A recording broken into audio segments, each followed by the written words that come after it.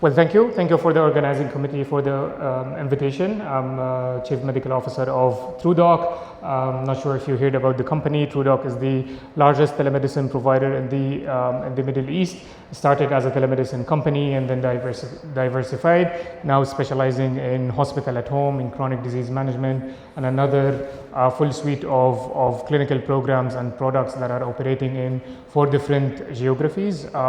We were lucky to do some of these services at scale that came with a lot of learnings. So in order to give a little bit of a sense on the scale that we operate at, we get around 1,000 teleconsultations every single day. We run one of the largest hospital at homes or virtual hospitals or virtual wards in the region with 30 virtual beds amongst other services. We are proud to be serving around 2.4 million patients around the Middle East, in India, and in Africa as well.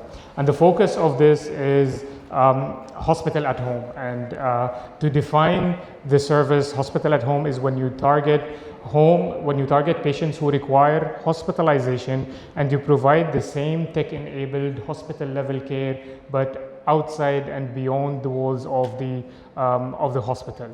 And one of the main questions that we get asked all the time is, what is the difference between regular home care or hospital at home? Is hospital at home is just a fancy term for some of the home care models? And the answer is always that there are major differences that differentiate. Hospital at home is the cousin but not the twin of home care. One of the main differences between hospital at home and home care is the service provision. So in hospital at home, when you are treating patients who require hospital level care, there should be more emphasis on the telemonitoring and the 24/7 access to this telemonitoring that should be staffed on around the clock. And of course, that should be supported with the right clinical team who is ready to give instant access to patients whenever they need medical attention. The second one is, of course, the difference with the targeted patients. And I very much enjoyed the presentations by Dr. Muhammad and Dr. Muhammad because they are in direct line with what we are talking about here, which is the inclusion and exclusion criteria of these patients. And we have developed some of these learnings and criteria around the years and would love to share some of them with you post this talk as well. And the other very important variation between hospital at home and home care is the tech infrastructure or the infrastructure in general that is required. So in order to run a successful project that will provide good clinical outcomes for the patients and preferential financial outcomes as well for the payers, it's very important to make sure that the operational capacity and the tech infrastructure for the hospital at home are hospital at home level, and we're going to dive into the details of this either as part of this or even after the talk. And lastly, hospital at home programs are generally and predominantly physician-led programs. So in most of our virtual wards that we have an internal medicine specialist who is leading the service end to end, as opposed to a lot of the home care services that in some cases are more nurse heavy or nurse focused. And in terms of the variations of the virtual wards, there are several types of wards, several types of programs that we can do for different types of populations. And we listed some of the areas that we have had successful experiences with. And 2 of the most famous models for hospital at home is the early supported discharge or early assisted discharge and the admission avoidance or the admission diversion. Of course, we have done also virtual wards for chronic patients with a specialized comprehensive chronic disease management program. We have done programs for LTC patients, and we have done post-discharge monitoring programs that are not necessarily early discharges, but any discharge could be complemented with a hospital at home program to decrease the rates of readmissions. Now, I think talking about the infrastructure and the operational capacity that is required for hospital at home or virtual ward is a topic on its own that would require a little bit of time, but this is just to emphasize that it's very important to think of the patient as the center of these services and think of their journey, whether they need antibiotics, palliative care, whether they have acute conditions, chronic conditions, whether they have caregivers, or if they don't have caregivers, how do we provide such a model? And that's a topic that would love to explore with you all in a future discussion. Now, on the impact of hospital at home and reviewing the literature, and as Dr. Muhammad alluded to, hospital at home is not a new concept, it's not a new care model. It's been around since the 70s and the 80s in the US. However, it's now getting more traction and more adaptation, especially after COVID, and especially that the guidelines and the regulations and the operational understanding around hospital at home is getting more and more mature. And it's proven by medical evidence that hospital at home can decrease the mortality in some of the conditions, not all the conditions, and some of the pathways that we have discussed. It can improve patient satisfaction, improve the quality of life. There are a few studies that reported improvement in anxiety and depression scores in some patients, and even reported some higher satisfaction for healthcare professionals themselves. And understanding the different models and pathways within a hospital at home universe is also very important, especially as all of you healthcare leaders are tailoring some interventions that are specific for the needs of your organizations and your patients. Do you go with an early assisted discharge model where the mortality rate as reported in the medical literature is comparable and is similar to regular inpatient care? While the length of stay is shorter, the readmission rates are lower, and the cost savings have a great potential that could span between 23%, 50%, and even higher in some of the studies. Or would you go with an admission diversion program where you take patients right away from the emergency room, or with other models from outpatient clinics? The length of stay might be higher for some of the conditions, but the readmission rate and the cost will also achieve preferential outcomes. So it's very important to deep dive into the different aspects of hospital at home, the different pathways, the different entry points where patients could actually access this program, and make sure that we tailor the guidelines, the operational pathways and the clinical pathways accordingly.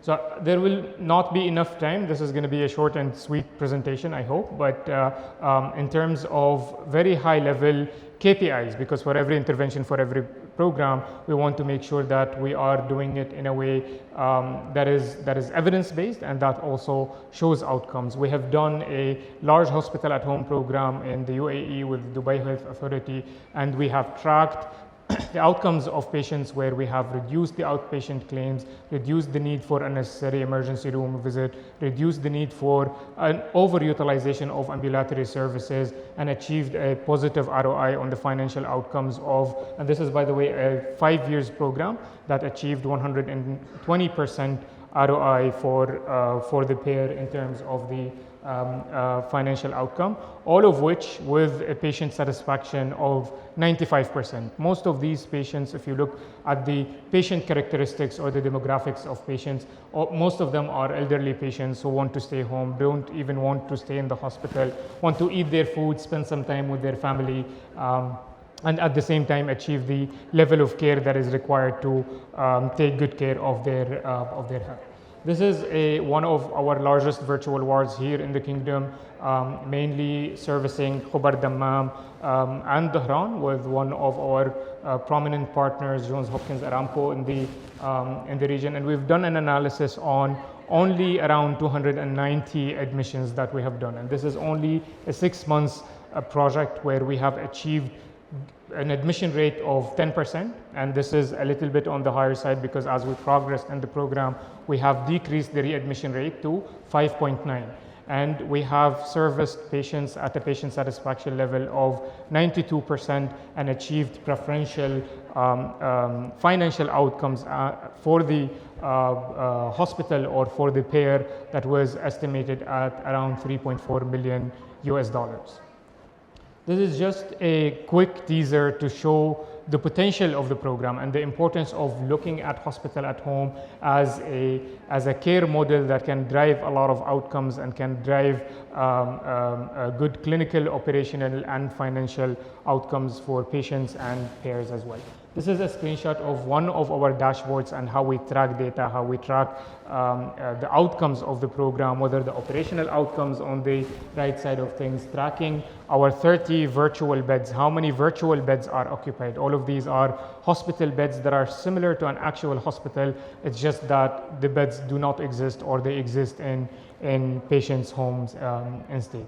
This is a very sneak peek of what we deal with. So the age distribution and the gender distribution is almost normally distributed, with the elderly population, of course, taking a bigger chunk of the beds that we have. The champion condition that we have dealt with during the past couple of years was UTIs on the more acute side of things, and congestive heart failure on the more chronic side of things. Again, this is a very quick overview of what we're doing, what is happening, and how we're looking at hospital at home.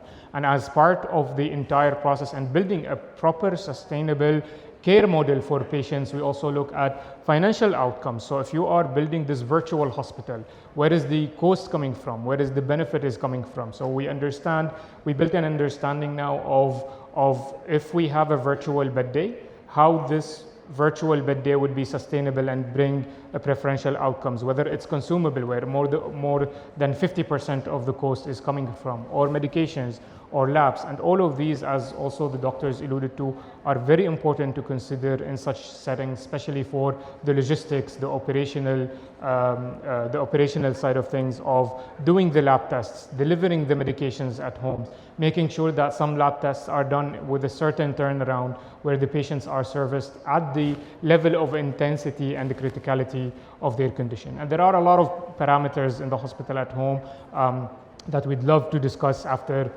this presentation. Of course, one of them is the length of stay, which varies between different care models and varies within the conditions themselves. So for instance, stroke patients are different from COPD patients, from palliative care patients, from elective surgery, and from orthopedic surgeries. All of these are important parameters to consider in order to build a program that can benefit patients in the possible ways. As I mentioned, this is only a teaser of what is happening, how we're looking at hospital at home. This is an invitation to have a chat, to collaborate, to have more discussions. Please visit us at our booth. You can communicate with us at any time. And I do believe that hospital at home can bring a lot of benefits to our patients, our families, and our senior citizens in the kingdom and around the world. Thank you so much.